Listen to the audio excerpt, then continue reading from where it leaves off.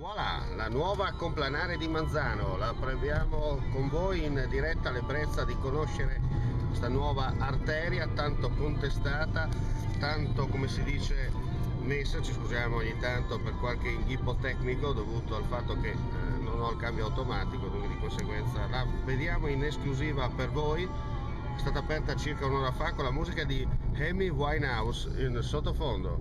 Ecco qua, questa è la prima rotonda, cosetta variante San Nicolò, eccola qua, si fa in seconda da chicane tipo Monza e adesso ci dirigiamo in direzione San Lorenzo.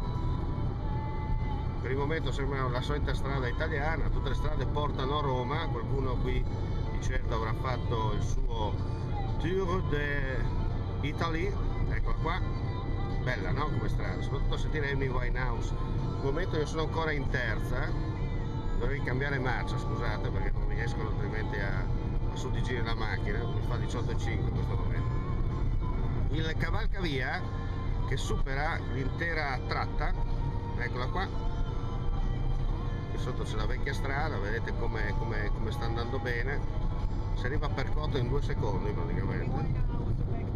Back to back, ecco qua, 105 all'una, aspetta che spengo la radio altrimenti non ce ne frega niente. Oh là, torniamo in diretta, abbiamo superato il cavalcavia, sembra la strada, l'autostrada A4, stiamo arrivando al termine della stessa, siamo a 500 metri dal traguardo e tra poco la strada finirà, per la gioia di voi web ascoltatori che ci state vedendo e ascoltando. 200 metri, eccola qua, la strada finisce, finalmente la variante di Manzano, seppur monca, è operativa.